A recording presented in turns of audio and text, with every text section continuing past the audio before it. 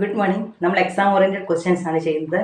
കൂടുതൽ പ്രോബ്ലംസ് നിങ്ങൾ ചെയ്ത് പഠിക്കുക. കൂടുതൽ ചെയ്യുന്ന അനുസരിച്ച് നിങ്ങൾക്ക് ഈ ഭാഗം തന്നെ ഈസി ആയിട്ട് വരും. ഓക്കെ, അതിനാണ് കൂടുതലായിട്ട് ഈ പ്രോബ്ലം തരുന്നത്. അല്ലാതെ നിങ്ങൾ ഒരിക്കലും പേടിക്കരുത്. മാത്സ് ഇത്രയും ഒരു ഡിഫിക്കൽട്ട് സബ്ജക്റ്റ് ആണെന്ന് ഒരിക്കലും വിചാരിക്കരുത്. നിങ്ങൾക്ക് അതിൻ്റെ ഒരു നാക്കുണ്ട്. മാത്സിൻ്റെ നാക്ക് കിട്ടിക്കഴിഞ്ഞാൽ it is A simple subject. Okay, അപ്പം കൂടുതലായിട്ട് നമ്മൾ കോണിലേക്കൊക്കെ നമ്മൾ കോൺസെൻട്രേറ്റ് ചെയ്യണം കേട്ടോ. ഇത് തന്നെ നേരത്തെ ചോദിച്ചിട്ടുള്ള ഒരു ക്വസ്റ്റ്യൻ ആണ്. 4 മാർക്കിൻ്റെയാണ്. പക്ഷെ ഒന്നും കണ്ടുപിടിക്കാനില്ല. നോക്കിക്കോ, നിങ്ങൾ തന്നെ ഇപ്പം എൻ്റെ answer പറയുവേ. A cone is made by rolling a semicircle of radius 20 cm. What is the slant height of the cone? ഇവിടെ സെമിസർക്കിൾ കൊണ്ടാണ് ഇവിടെ ഒരു കോൺ ഉണ്ടാക്കിയിരിക്കുകയാണ്. നമ്മൾ ഇത്രയും നാളും പഠിച്ചതിനകത്ത് നിങ്ങൾ പഠിച്ച് ഇങ്ങനെയായിരുന്നു. ഒരു സെക്ടർ വെച്ചിട്ടാണ് ഇത്രയും ഭാഗം കൊണ്ടൊക്കെ വെച്ചിട്ടാണ് കോൺ ഉണ്ടാക്കിയത്. ഇതൊരു ഫുൾ സെമി സർക്കിൾ തന്നിരിക്കുന്നത്. സെമി സർക്കിൾ എന്ന് പറഞ്ഞാൽ വരും ഒരു സർക്കിളിന്റെ പകുതിയാണ് സെമി സർക്കിൾ എന്ന് പറയുന്നത്. Semi circle is also A sector. അപ്പം ഇത് വെച്ചിട്ടാണ് ഒരു കോൺ ഉണ്ടാക്കിയിരിക്കുന്നത്. നമ്മുടെ സെമി സർക്കിളിന്റെ റേഡിയസ് തന്നിട്ടുണ്ട് 20 സെന്റിമീറ്റർ. ഓക്കെ, നമുക്ക് ഫസ്റ്റ് ക്വസ്റ്റ്യൻ നോക്കാം. ഫസ്റ്റ് ക്വസ്റ്റ്യൻ സിമ്പിൾ ആണ്, 1 മാർക്കിന്റെ ക്വസ്റ്റ്യൻ ആണ്. എന്താ ചോദിച്ചിരിക്കുന്നത്? What is the slant height of the cone? ഇത് വെച്ചുണ്ടാക്കിയിരിക്കുന്ന കോണിന്റെ സ്ലാൻഡ് ഹൈറ്റ് എത്രയാണ്? നിങ്ങൾക്കറിയാം, കാരണം നമ്മൾ പഠിച്ചിട്ടുണ്ട്. എന്താണ് ഇതിന്റെ അത് കോൺ ഉണ്ടാക്കാൻ ഉപയോഗിച്ചിരിക്കുന്ന സെക്ടറിന്റെ റേഡിയസ്, അതായത് ക്യാപിറ്റൽ R ആയിരിക്കും നമ്മുടെ കോണിന്റെ സ്ലാൻഡ് ഹൈറ്റ് അല്ലേ. ഈ R ആയിരിക്കും ഈ കോണിന്റെ L എന്ന് പറയുന്നത്. അപ്പൊ എത്രയാണ്? L is equal to, നിങ്ങൾ എക്സാമിൽ എഴുതുമ്പോൾ നിങ്ങൾ ഇങ്ങനെയൊക്കെ എഴുതണം. സ്ലാൻഡ് ഹൈറ്റ്, കുറച്ച് സമയം പൊക്കോട്ടെ, എന്നാൽ നമ്മുടെ മാർക്കിങ് കിട്ടും. L is equal to എത്രയാണ്? 20 സെന്റിമീറ്റർ. ഫസ്റ്റ് ക്വസ്റ്റ്യൻ സിമ്പിൾ അല്ലേ. ഇനി സെക്കൻഡ് നോക്കാം. What is the radius of the cone? ഈ കോണിന്റെ റേഡിയസ് കണ്ടുപിടിക്കാൻ. ഏതാണ് കോണിന്റെ റേഡിയസ് എന്ന് പറയുന്നത്? ഇതല്ലേ. നമ്മൾ ഫോർമുല പഠിച്ചു. നിങ്ങൾ പറ.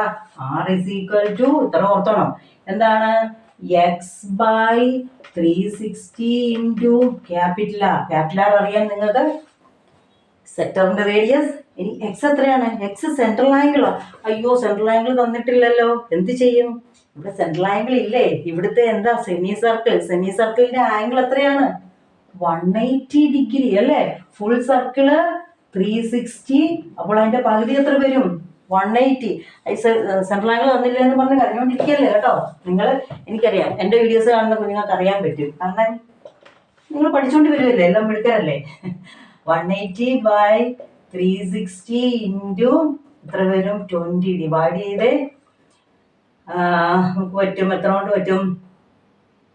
18 into 2 ആണ് 36 by 10. ഇതും കൂടെ ക്യാൻസൽ ചെയ്തു. ഇത് ഈക്വൽ ടു 10 സെന്റിമീറ്റർ. കണ്ടോ, ഡിവിഷൻ ഒന്നും ഞാൻ നിങ്ങളെ പഠിപ്പിക്കുന്നില്ല. നിങ്ങൾക്ക് അറിയാവുന്ന 10ാം ക്ലാസ്സിലെ പിള്ളേരെ ഡിവിഷൻ പഠിപ്പിക്കേണ്ട ആവശ്യമുണ്ടോ? അല്ലേ. അപ്പോൾ R എത്ര കിട്ടി? 10 സെന്റിമീറ്റർ. ഓക്കെ, ഇനി മൂന്നാമത്തെ ഭാഗം. Calculate the curved surface area of the cone. Curved surface area എത്രയാണ്? ഫോർമുല പറ. Curved surface area is equal to pi RL. ഇവിടെ വാല്യൂസ് എല്ലാം ഉണ്ട്. പൈ ഇൻറ്റു റേഡിയസ് എത്രയുണ്ട്? നമുക്ക് കിട്ടി 10 സെന്റിമീറ്റർ. L കിട്ടി എത്രയാണ്? 20 ഇസ് ഈക്വൽ ടു എന്നാ വരും? 200 പൈ. ഏരിയ അല്ലേ, ഏരിയയുടെ ഫോർമുല എന്നാ? സ്ക്വയർ അല്ലേ.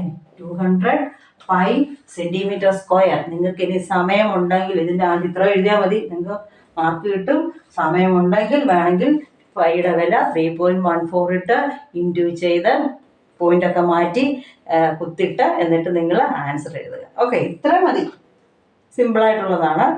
ഇത് നിങ്ങൾ ചെയ്യും, എനിക്ക് ഉറപ്പുണ്ട്. നിങ്ങൾ ചെയ്ത് നോക്കുക, എന്നിട്ട് കമൻറ്റ് ചെയ്യുക. Okay, thank you.